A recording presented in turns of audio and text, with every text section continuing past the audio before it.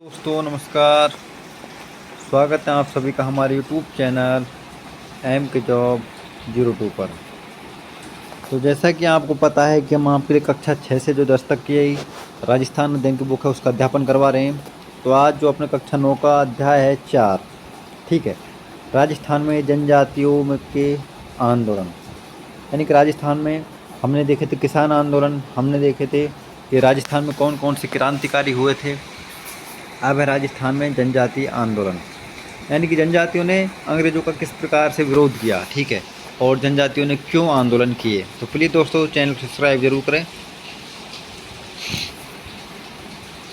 और वीडियो न आने का कारण कुछ शारीरिक बीमारी थी, सॉरी। राजस्थान में स्थानीय सामंतवाद और ब्रिटिश साम्राज्यवाद के मध्य अपवित्र गठबंधन का प्रतिरोध सर्वप्रथम मेर, मीणा, भील जनजाति ने किया। यानी कि जो राजस्थान में स्थानीय सामंतवाद यानी कि जो जागीरदार थे और ब्रिटिश अंग्रेज थे उनके बारे में जो विरोध किया था, सबसे पहले कौन इन जनजातियों ने किया था? मेर, मीणा और भील। अब जो पहला विद्रोह है मेर विद्रोह 1818 से और 1824 तक चला, ठीक है। तो मेर क्या है? अजमेर और इसके आसपास के क्षेत्र में अत्यधिक जनसंख्या में एक जनजाति थी। तो पढ़ते हैं इसके बारे में।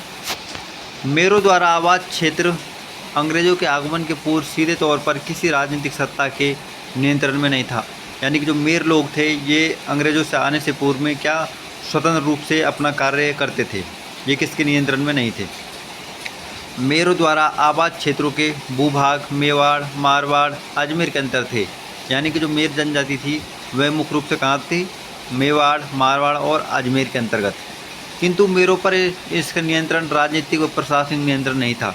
यानी कि जो मेर जनजाति थी इस पर न तो किसी शासक का नियंत्रण था, ये स्वतंत्र रूप से ही अपना कार्य करते थे। सर्वप्रथम अंग्रेज़ों ने उन्हें अपने पूर्ण नियंत्रण में लाने का प्रयास किया और जैसे ही अंग्रेज सरकार आई तो उनको क्या नियंत्रण करने का प्रयास किया गया। यहाँ मेरों के विद्रोह का प्रमुख कारण बना। और मेरों के विद्रोह का प्रमुख कारण क्या है? उनको नियंत्रण करना।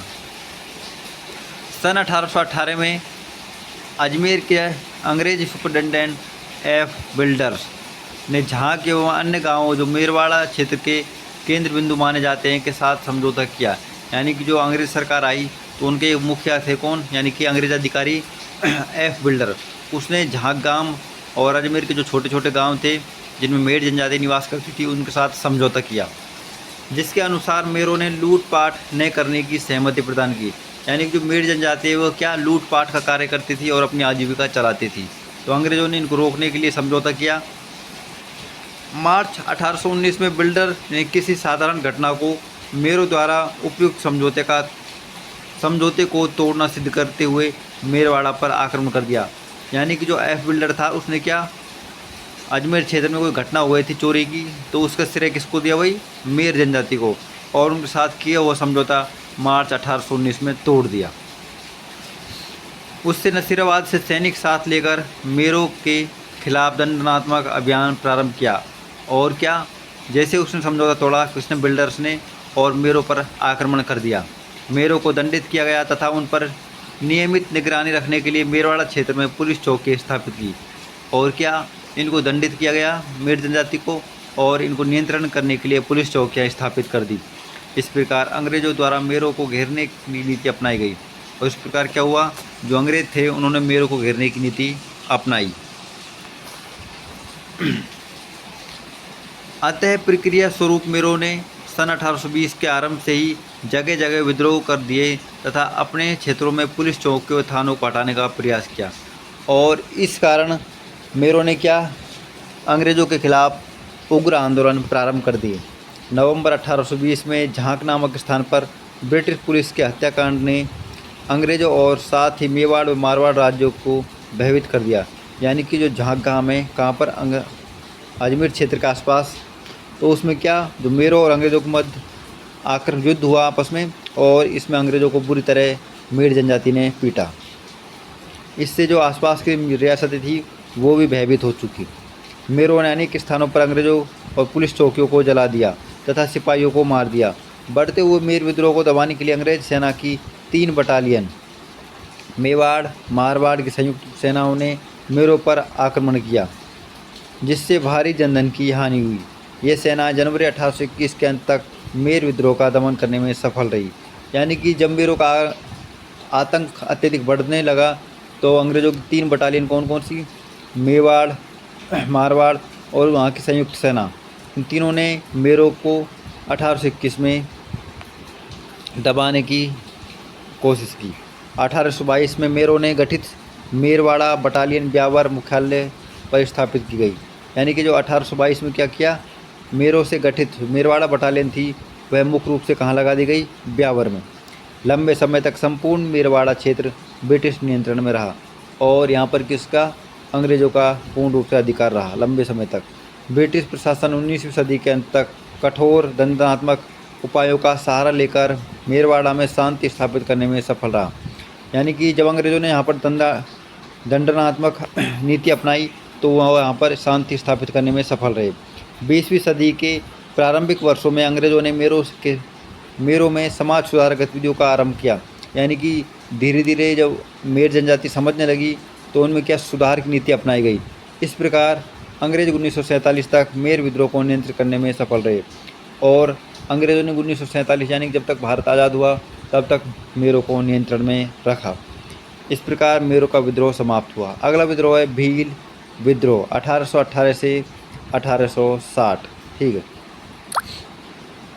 भील मुख्यतः एक शांतिप्रिय जनजाति रही है। ये अंग्रेज़ों के आगमन तक स्वतंत्र जीवन व्यतीत कर रहे थे तथा 1818 के पश्चात उनके ऊपर स्थापित धर्म सामंती व अर्ध औपनिवेशिक नियंत्रण ने उन्हें विद्रोह के लिए बाध्य किया। यानी कि जो भील जनजाति है ये भी मेरों की तरह अपना स्वतंत्र रूप से अपना कार्य चला रही थी। जंगलों में से फल फूल एकत्रित करना तथा वस्तु विनिमय का कार्य इनका प्रमुख व्यवसाय था। लेकिन जब अंग्रेज आने लगे तो अंग्रेज़ों ने इनकी जो सामंती व्यवस्था थी या इनकी रीति रिवाज थे उनमें क्या किया, इंटरफेस किया। इसके कारण इनको विद्रोह में उतरना पड़ा। 1818 में उदयपुर राज्य के भीलों ने अनेक कारणों से विद्रोह किया। एक तो भीलों पर कर थोपने के अंग्रेज़ों प्रयास ने भीलों में असंतोष को जन्म दिया। तो पहला कारण क्या था, अंग्रेज़ों द्वारा भीलों पर कर थोपना। विद्रोह का प्रथम कारण था अंग्रेज़ों द्वारा भीलों पर कर थोपना। दूसरा कारण था अंग्रेज़ों की भील दमन नीतियों ने भीलों के मन में अंग्रेज़ों के विरुद्ध अनेक मनोवैज्ञानिक संदेह उत्पन्न कर दिए। यानी कि जो भीलों को दबाने की जो नीति थी उससे भील जनजाति घबरा गई। ठीक है, उन्होंने सोचा ये धीरे धीरे हम पर नियंत्रण कर लेंगे और हमारे जो रीति रिवाज परंपराएं उन सबको नष्ट कर देंगे।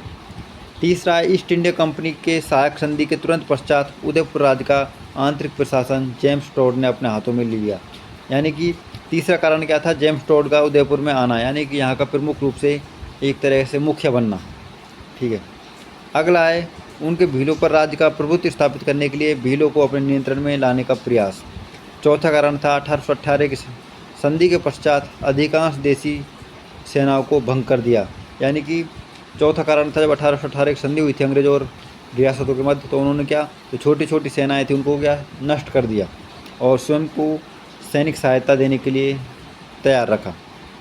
भील राज्य एवं जागीरदारों की सेना में नियमित तथा अनियमित रूप से नियुक्ति रहते थे तथा इन सेनाओं को भंग करने से बेरोजगारी के चलते अनेक असंतोष उत्पन्न होना स्वाभाविक था।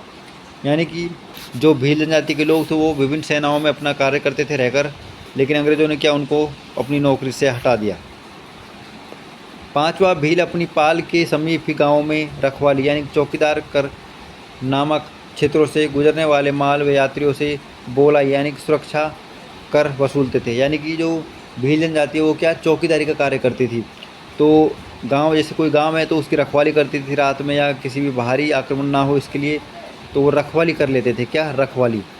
तो प्रश्न बन सकता है कि रखवाली क्या है, तो भील जनजाति द्वारा गांव की सुरक्षा में लिए जाने वाले कर क्या, रखवाली कर।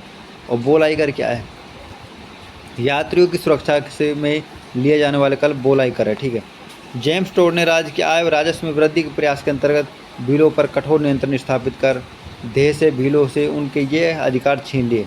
यानी कि जो अंग्रेज थे उन्होंने क्या धीरे धीरे भीलों से उनके अधिकार छीन लिए जिससे उनके वो आजीविका चलाते थे। तो इससे क्या अंग्रेज भील रुष्ट हो गए और विद्रोह में कूद पड़े।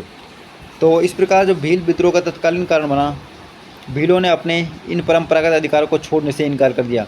यानी कि भीलों ने क्या कहा कि हम जो परंपरागत जो अधिकार है, जैसे हम बोलाई कर लेते हैं, रखवाली कर लेते हैं, तो उनको आप हमसे न छीनें। उदयपुर राज्य के विरुद्ध विद्रोह कर दिया और इससे क्या हुआ, अधिकारों को से उन्होंने इनकार कर उदयपुर में विद्रोह कर दिया। 1818 के अंत तक उदयपुर राज्य के भीलों ने यह चेतावनी देते हुए अपनी स्वतंत्रता घोषित कर दी कि यदि सरकार उनके आंतरिक मामलों में हस्तक्षेप करेगी तो वे विद्रोह के लिए बाध्य होंगे। और भीलों ने क्या कहा 1818 में, उन्होंने कह दिया यदि जो अंग्रेज सरकार है या रियासती सरकार है वो हमारे कार्यों में हस्तक्षेप करेगी तो हम विद्रोह के लिए पीछे नहीं हटेंगे। भीलों ने अपने क्षेत्रों की नाकेबंदी करते हुए राज्य के विरुद्ध भगा। उसके बाद जो 1820 में आरंभ में अंग्रेजी सेना का एक अभियान दल विद्रोह भीलों के दमन हेतु भेजा गया। यानी कि जब अंग्रेज़ों ने ऐसा सोचा कि भील हमारे नियंत्रण के बाहर है तो उन्होंने एक दल भेजा भीलों को समझाने और दमन करने के लिए, किंतु उन्हें सफलता नहीं मिली। अंग्रेजी सेना की असफलता ने भील विद्रोह को और अधिक तीव्र कर दिया। यानी कि जब अंग्रेज उनसे हार गए तो भीलों को और उनसे विद्रोह करने में मन लगने लगा, यानी कि वो उनसे तीव्रता पूर्वक विद्रोह करने लगे। आगे चलकर जनवरी 1823 में ब्रिटिश व रियासत की संयुक्त सेनाओं ने दिसंबर 1823 तक भील विद्रोह को दबाने में सफलता प्रयास किए।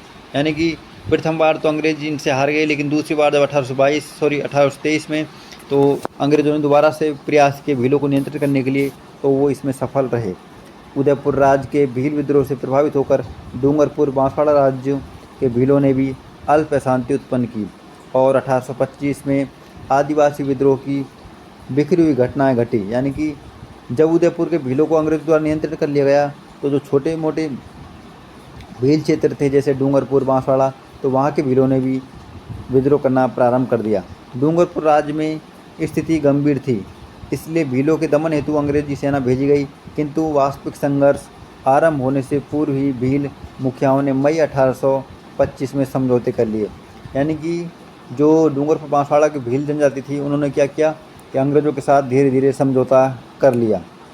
इसी प्रकार का समझौता डूंगरपुर राज्य की सीमूर वारू, देवल, नंदूपालों के भीलों ने भी किया।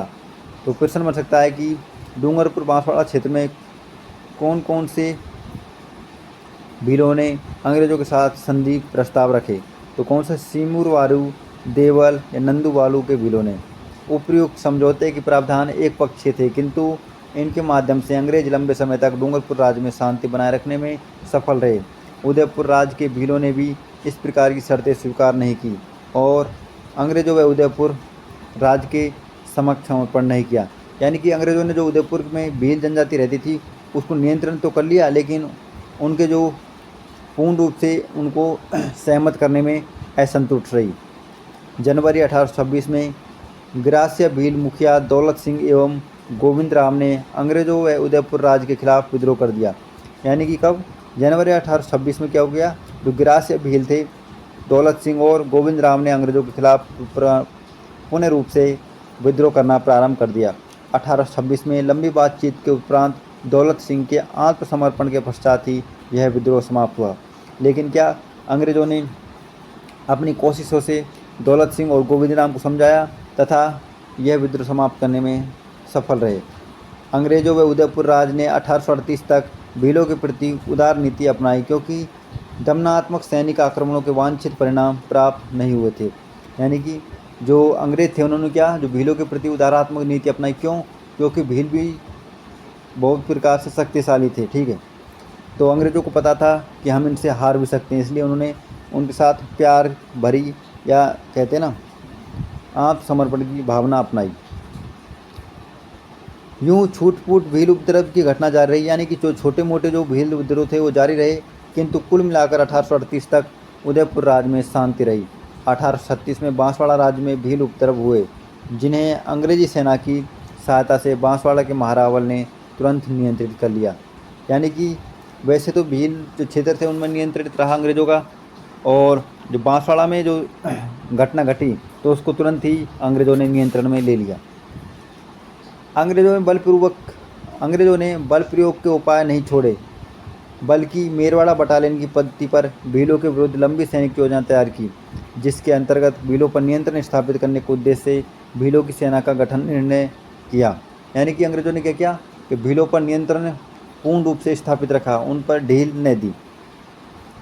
अप्रैल 1841 के गवर्नर जनरल ने सलाहकार परिषद की सलाह पर मेवाड़ भील कोर के गठन की स्वीकृति प्रदान की। तो प्रश्न बनेगा कि जो भीलों पर नियंत्रण करने के लिए एक भील कोर जो कौन सी, यानी कि जो मेवाड़ भील कोर, ठीक है, मेवाड़ भील कोर की स्थापना कब हुई? तो कब? 1841 में, अप्रैल 1841। क्योंकि जो मेवाड़ भील कोर की स्थापना भीलों को नियंत्रण करने के लिए की गई। मेवाड़ भील कोर का मुख्यालय उदयपुर राज्य में खेरवाड़ा में रखा गया। तो यहाँ से अच्छे प्रश्न बन सकते हैं कि मेवाड़ भील कोर है उसका मुख्यालय कहाँ था? तो उदयपुर के खेरवाड़ा में, ठीक है। मेवाड़ के भील क्षेत्रों में खेरवाड़ा एवं कोटड़ा में 2 छावनियाँ स्थापित की। और जो मेवाड़ का जो मेवाड़ का जो क्षेत्र थे खेरवाड़ा और कोटड़ा, उनमें क्या 2 सैनिक छावनियाँ स्थापित की। अंग्रेजों के सैनिक उपाय कुछ समय तक ही भीलों को शांत रख सके। 1844 में बांसवाड़ा राज्य में छुटपुट विद्रोह हुए। इसी समय माही कांठा एजेंसी के अंतर्गत पोसीना यानी कि गुजरात एवं सिरोही राज्य के भील व गिरासियों विद्रोह हो गए। और मेवाड़ भील कोर की जो स्थापना की अंग्रेजों ने, उसी के पीछे क्या हुआ? तुरंत ही जो माही कांठा एजेंसी के अंतर्गत पोसीना गुजरात आता है और सिरोही में क्या भीलों और गिरासियों ने विद्रोह कर दिया। बांसवाड़ा राज्य के भील विद्रोह को गुजरात में 1846 के कुंवर जीवे वसावे के नेतृत्व में गुजरात के विद्रोह को बढ़ावा मिला। तो प्रश्न बन सकता है कि बांसवाड़ा में जो भील विद्रोह हुआ था उसको बढ़ावा किसके द्वारा मिला? तो किसके द्वारा? कुंवर जीवे वसावो, ये वहाँ के प्रमुख नेता थे। तो ऐसे प्रश्न बहुत बार बन जाते हैं जो अजनबी से होते हैं। कुंवर जीवे वसावो, ठीक है।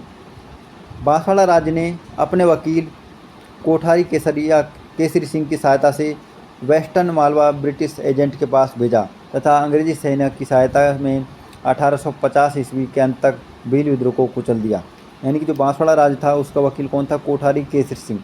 उसकी सहायता से जो अंग्रेज इनको भील और गिरासियों को कुचलने के लिए मालवा ब्रिटिश एजेंट के पास क्या भेजा? मुकदमा, और इनको कुचलने में सफलता हासिल की। 1850 से 1855 के मध्य कोई बड़े भील विद्रोह की घटना नहीं घटी, किंतु दिसंबर 1855 में उदयपुर राज्य के कालीबास के भील विद्रोह हो गए थे। यानी कि वैसे तो कोई भी भील विद्रोह नहीं घटा, लेकिन कब? 1855 में कालीबास गांव में भील विद्रोह को गति मिली। महाराणा ने मेहता सवाई सिंह को एक सेना लेकर नवंबर 1856 को भीलों के दमन हेतु भेजा। सेना ने गांव के आसपास आग लगा दी, भारी संख्या में भीलों की मौत को घाट उतार दिया। यानी कि ये जो देश का जो कहते हैं ना अंदर की सेनाएं, वो ही क्या लोगों के साथ क्रूरता का व्यवहार करने लगी। 1860 तक निरंतर छूटफूट भील विद्रोह की घटना घटती रही। और क्या जब ये घटना इतनी उग्र हो गई कि जो महाराणा के सैनिक थे उन्होंने क्या भीलों को जिंदा जला दिया। तो इससे क्या जो भील विद्रोह शांत होने लगे, लेकिन बस छोटे मोटे जो विद्रोह थे वो ही पनपने लगे। 1857 की क्रांति के दौरान भी भील विद्रोह की संभावना थी, किंतु भील इस राष्ट्रीय क्रांति में से अनभिज्ञ थे और राजकीय पटलों व अंग्रेजों के प्रति विद्रोह नहीं कर सके। यानी कि जो 1857 क्रांति हुई थी तो भीलों को इसके बारे में पहले से अत्यधिक जानकारी नहीं थी और वे इसलिए इस भील विद्रोह यानी कि जो 1857 क्रांति थी इससे अनभिज्ञ रहे। 1861 में उदयपुर के समीप खेरवाड़ा जिले में भील उपद्रव की घटना सामने आई। 1863 में कोटड़ा के भील हिंसक गतिविधियों में संलग्न हो गए, जिसकी जिम्मेदारी मेवाड़ भील कोर के कमांडिंग अधिकारी ने उदयपुर राज्य को सौंपी। यानी कि जो कोटड़ा के भील थे उनको नियंत्रण करने के लिए क्या मेवाड़ भील कोर की स्थापना की गई। तो वहाँ के कमांडिंग अधिकारी ने क्या उदयपुर के शासक को उसकी जानकारी सौंपी।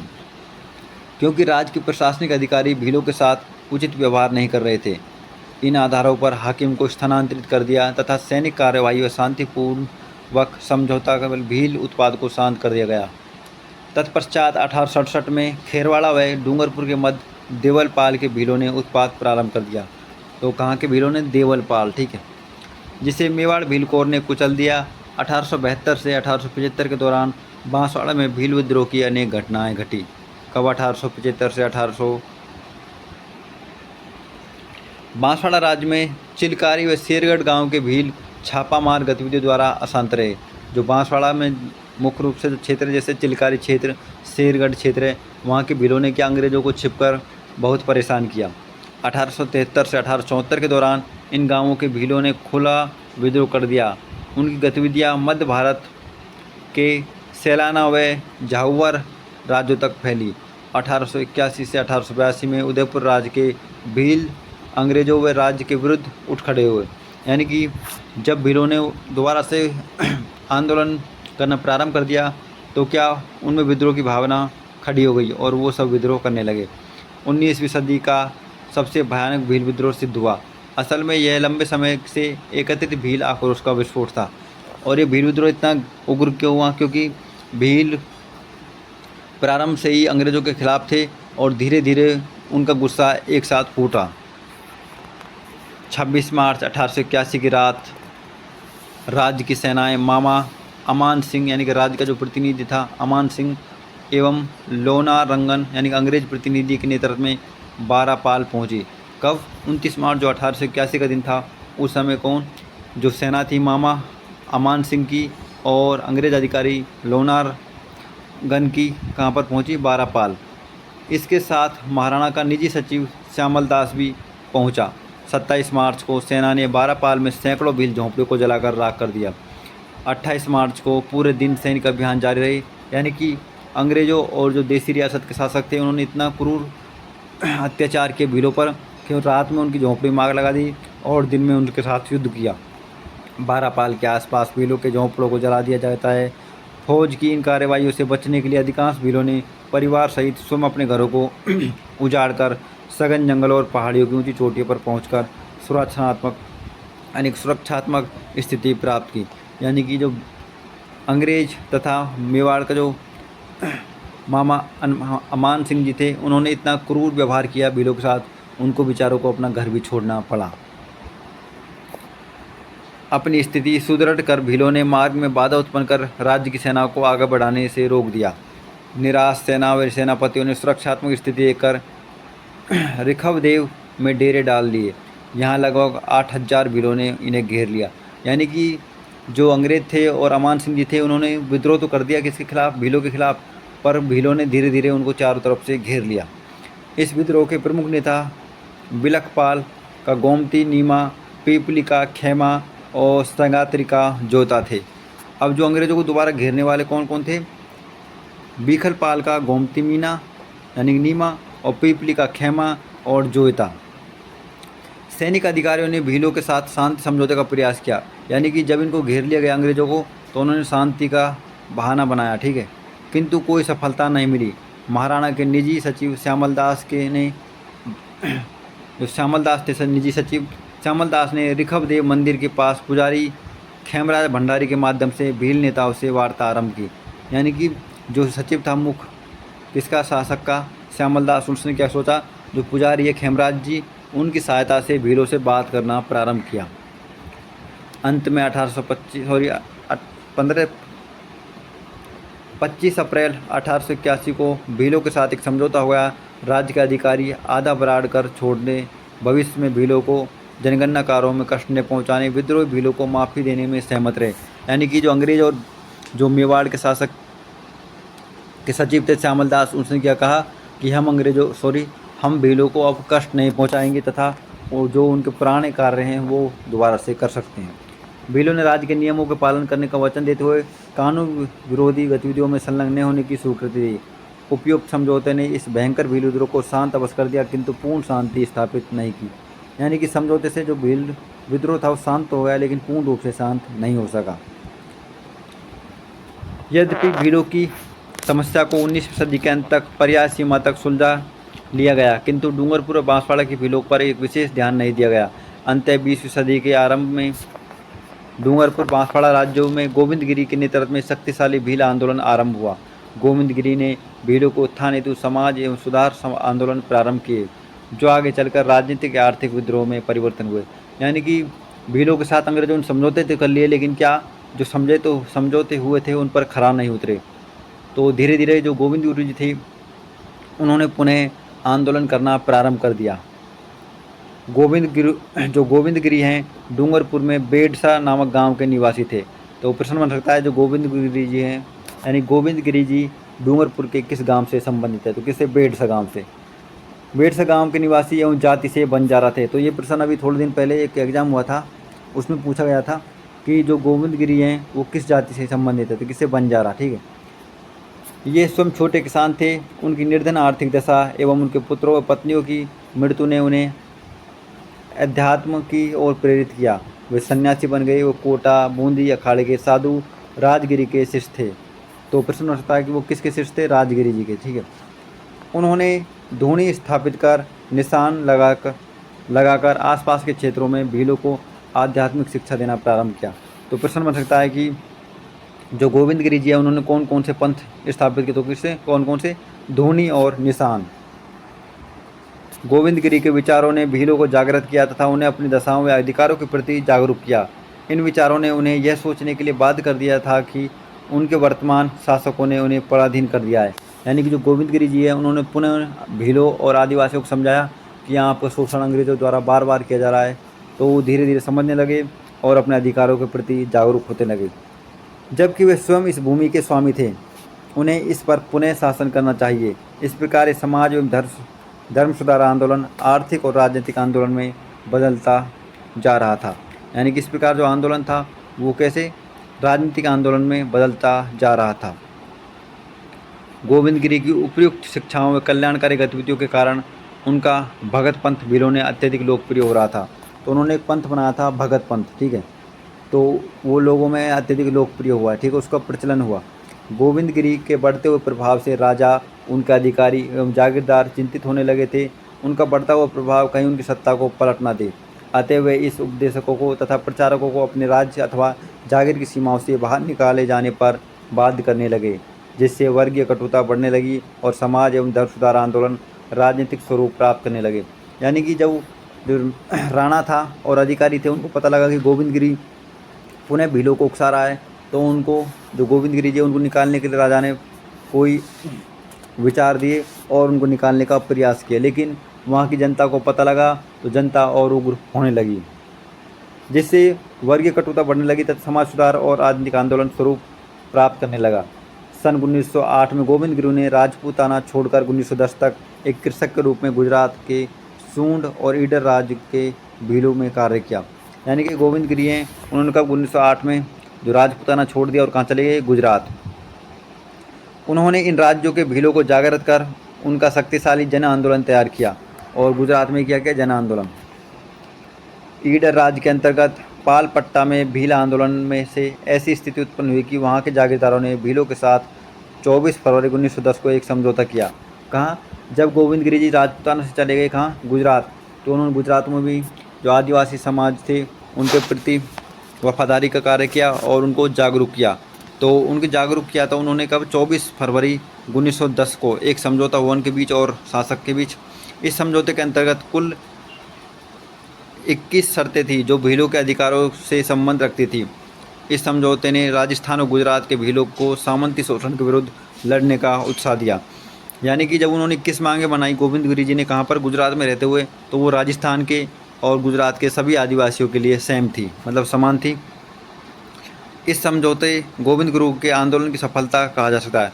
और ये समझौता ही क्या? गोविंद गिरी के आंदोलन की सफलता कहा जा सकता है। सन 1911 के आरंभ में डूंगरपुर स्थित अपने मूल स्थान बेडासा वास आए। और कब? जब गोविंद गिरी जी 1921 में कहाँ पर आए? अपने मूल स्थान यानी मूल गांव बेडासा में आए। वहाँ उनकी धूनी स्थापित कर लोगों को आधुनिक पद्धति का उपदेश देना प्रारंभ किया। सन 1911 में उन्होंने अपने पंथ को नए स्वरूप में संगठित किया तथा धार्मिक शिक्षाओं के साथ साथ भीलों को सामंती औपनिवेशिक शोषण से मुक्त कराने की समझौता दिया। यानी कि जब वो गुजरात से आए तो उन्होंने क्या? भीलों को पुनः एकत्रित किया और उनके अधिकारों के प्रति उनको बार बार बताया। ठीक है। उन्होंने प्रत्येक भील गांव में अपनी धूनी स्थापित की, यानी कि अपना नियंत्रण स्थापित किया तथा उनकी रक्षा हेतु कोतवाल नियुक्त किए। गोविंद गिरी द्वारा नियुक्त कोतवाल केवल धार्मिक मुखिया नहीं थे बल्कि अपने क्षेत्र के सभी मामलों में प्रभावी थे। यानी गोविंद गिरी जी ने जो पंथ चलाया था धूनी पंथ, उनके माध्यम से प्रत्येक भील गांव में क्या? कोतवाल बनाया गया, यानी कि पुलिस चौकी बनाई गई एक प्रकार से, जो गोविंद गिरी जी को प्रत्येक वहाँ की हलचल के बारे में जानकारी दे सके। ये भीलों के मध्य विवादों का निपटारा भी कर सकते थे। कौन? कोतवाल। इस प्रकार अन्य अर्थों में गोविंद गिरी की समानांतर सरकार चलने लगी। यानी कि एक प्रकार से गोविंद गिरी की क्या चलने लगी? सरकार। किंतु दूसरी ओर राजा और जागीरदारों द्वारा उनके शिष्यों का उत्पीड़न भी किया जा रहा था। परंतु दूसरी ओर क्या? जो उनके शिष्य थे उनका उत्पीड़न अंग्रेजी सरकार के द्वारा बार बार किया जा रहा था। बेडासा बेड़ा सा गोविंदगिरी की गतिविधियों का प्रमुख केंद्र बन गया था। ईडर, सूत, बांसवाड़ा, डूंगरपुर, राज्य और पंचमहल व खेड़ा जिले के भील यहाँ आने लगे। यानी कि जो गोविंदगिरी जी का जो मुख्यालय बन गया था कहाँ पर, बेड़ा से, यानी कि उनका मूल स्थान बन गया था। और वहाँ पर क्या, ईडर के, गूंद के, बांसवाड़ा के, डूंगरपुर के भील वहाँ पर आने जाने लगे। इस आंदोलन का प्रभाव संपूर्ण दक्षिणी राज्य के राज्यों व बम्बई सरकार के अंतर्गत गुजरात के भील क्षेत्रों में फैल गया। और जैसे उनका प्रभाव बढ़ता गया तो ये आंदोलन धीरे धीरे विभिन्न क्षेत्रों में फैल गया। उनके बढ़ते हुए प्रभाव से भयभीत होकर अप्रैल 1913 में डूंगरपुर पुलिस ने उन्हें गिरफ्तार कर लिया गया। जब अंग्रेज अधिकारी और सर्क यानी देसी रियासतों के शासक उनसे भयभीत होने लगे कि इनका प्रभाव धीरे धीरे बढ़ रहा है, तो क्या हुआ, अप्रैल 1913 में इनको गिरफ्तार कर लिया गया। उनका सभी सामान जब्त कर लिया गया तथा उन्हें धार्मिक पंथ को छोड़ने के लिए धमकाया। सामंती एवं औपनिवेशिक सत्ता द्वारा उत्पीड़ित व्यवहार ने गोविंदगिरी एवं उनके शिष्यों को सामंती व औपनिवेशिक दासता से मुक्ति प्राप्त करने हेतु भील राजा की स्थापना की योजना बनाने की ओर प्रेरित किया। यानी कि उनको भीलों का राजा घोषित करने की बात कही गई। गोविंदगिरी अक्टूबर 1913 में मानगढ़ पहाड़ी पर पहुंचे। और जब गोविंदगिरी जी को छोड़ दिया गया तो पुनः वो कहाँ पर पहुंच गए, अक्टूबर 1913 में मानगढ़ पहाड़ी पर, जहाँ भीलों को पहाड़ी पर एकत्रित होने के लिए संदेश वाहक भेजे गए। यानी कि भीलों को एकत्रित करने के लिए वहाँ पर संदेश देने वाले भेजे गए। धीरे धीरे भारी संख्या में भील पहाड़ी पर आने लगे तथा साथ में राशन, पानी व हथियार भी ला रहे थे। इन गतिविधियों ने सूत, बांसवाड़ा, डूंगरपुर और ईडर राज्यों को चौकन्ना कर दिया था। यानी कि जो विभिन्न क्षेत्र थे उनको क्या कर दिया, चौकन्ना। इन सभी राज्यों ने अपनी संबंधित अंग्रेजी अधिकारियों से मानगढ़ पर भीलों के जमावड़े पालों से युद्ध के लिए तैयार कर रहे भीलों को कुचलने की प्रार्थना की। यानी कि जो यहाँ के सूबेदार थे, यानी कि जो रियासत के शासक थे, उन्होंने क्या, भीलों को कुचलने के लिए अंग्रेजों से प्रार्थना की। 6 से 10 नवंबर 1913 में मेवाड़ भील कोर की 2 कंपनियाँ, 104 वेलेजली राइफल्स, कौन कौन सी कंपनियाँ, 104 वेलेजली राइफल्स की एक कंपनी और 7वीं राजपूत रेजिमेंट की एक कंपनी मानगढ़ पर भीलों के जमावड़ों को कुचलने के लिए पहुंची। यानी कि जब यहाँ के रियासती शासकों ने अंग्रेज़ों से कहा कि भील मानगढ़ पहाड़ी पर एकत्रित हो रहे हैं, तो उनको कुचलने के लिए अंग्रेज़ों ने 2 कंपनियाँ भेजी। ठीक है, कौन कौन सी, 104 वेलेजली राइफल्स और दूसरी है राजपूत रेजिडेंट। विफल वार्ताओं के बाद 17 नवंबर 1913 को अंग्रेज फौजों ने मानगढ़ की पहाड़ी पर आक्रमण कर दिया। यानी कि जब गोविंदगिरी जी और अंग्रेजों को मध्य समझौता नहीं हुआ तो अंग्रेजों ने क्या, 13 नवंबर 1913 को भीलों पर आक्रमण कर दिया। मानगढ़ की पहाड़ी के सामने दूसरी पहाड़ी पर अंग्रेज फौजों ने तोप मशीन गनें तैनात कर दी। यानी कि जैसे मानगढ़ पहाड़ है उसी के सामने एक छोटी पहाड़ी, उस पर क्या, अंग्रेजों ने अपनी तोप गनें सेट कर दी। लगभग 1 घंटे तक मानगढ़ पर भीलों ने सेना का सफल मुकाबला किया, किंतु आधुनिक युद्ध सामग्री के समक्ष अधिक समय तक न टिक सके। यानी कि भीलों ने मुकाबला तो किया, लेकिन क्या, अंग्रेजों के पास तोप थी, तो इससे क्या, भीलों को हार खानी पड़ी। मानगढ़ की पहाड़ी के नीचे तैनात अंग्रेजी फौज पहाड़ी को घेरते हुए ऊपर पहुंची और भीलों पर आंधाधुंध गोलियां प्रारंभ कर दी। भीलों में भी भगदड़ मच गई। कुछ ही समय में पहाड़ी पर भीलों ने आत्मसमर्पण कर दिया। यानी कि अंग्रेज तोप चलाने लगे और नीचे से जो सैनिक थे, अंग्रेजी सैनिक ऊपर चढ़ने लगे और गोले चलाने लगे, तो भील क्या, चारों तरफ से गिर गए और अंत में उनको आत्मसमर्पण करना पड़ा। उसके उपरांत भी भीलों का कत्लेआम जारी रहा। अंग्रेजी दस्तावेजों के अनुसार कुल 100 भील मारे गए थे तथा 900 को बंदी बना लिया गया। लेकिन ये झूठ है, क्योंकि ये सरकार चाहे कोई सी भी हो, झूठ जरूर बोलती है। ठीक है, वहाँ पर कम से कम हजारों भील मारे गए थे और अंग्रेज सरकार ने केवल 100 भील दिखाए थे। उनके साथ ही गोविंदगिरी और पुंजिया को भी बंदा बना लिया गया। यानी कि गोविंदगिरी जी और उनके जो शिष्य थे पुंजिया भील, ठीक है, पुंजिया लिख रहा है इसमें, पुंजिया भील को भी क्या, गिरफ्तार कर लिया गया अंग्रेजों के द्वारा। भील आंदोलन कुचल दिया गया, किंतु भील अपने गुरु की गिरफ्तारी को लेकर आंदोलित थे। यानी कि जैसे गोविंदगिरी जी और उनके शिष्य को पकड़ लिया गया तो भील पुनः उग्र हो गए। भीलों में गोविंदगिरी भारी लोकप्रिय थे, क्योंकि उन्होंने उनकी बुराइयों से मुक्ति दिलाई थी। अंत गोविंदगिरी की लोकप्रियता के कारण उनको आजीवन का कार्यवास मिला। यानी कि जो गोविंदगिरी की इतनी लोकप्रियता थी कि अंग्रेज उनको फांसी ना दे सके और केवल उनको क्या, आजीवन कारावास की सज़ा दी और बाद में उसे क्या, 10 वर्ष की सज़ा में बदल दिया गया। 7 वर्ष के पश्चात एक शर्त में उनको रिहा कर दिया गया कि वे सूत, डूंगरपुर, बांसवाड़ा, कुशलगढ़ और ईडर राज्यों में प्रवेश नहीं करेंगे। तो प्रश्न उठ सकता है कि गोविंद गिरी जी को जेल से रिहा करने के बाद कौन कौन से स्थानों पर जाने से रोक लगाई। तो कौन कौन से? सूत, डूंगरपुर, बांसवाड़ा, कुशलगढ़ और ईडर राज्य में जाने से। वे सरकारी निगरानी में अहमदाबाद संभाग के अंतर्गत पंचमहल जिले के झालोद नामक स्थान पर रहने लगे। तो कहाँ रहने लगे अब? पंचमहल में झालोद स्थान पर। इसी स्थान पर सभी क्षेत्रों के भगत भील उनके प्रवचन सुनने वहाँ पहुँचते थे और वहीं पर क्या जो भील लोग थे उनका प्रवचन सुनने जाते थे। तो इस प्रकार से भील आंदोलन समाप्त हुआ। धन्यवाद। दूसरे पार्ट में पढ़ेंगे हम इससे आगे। धन्यवाद।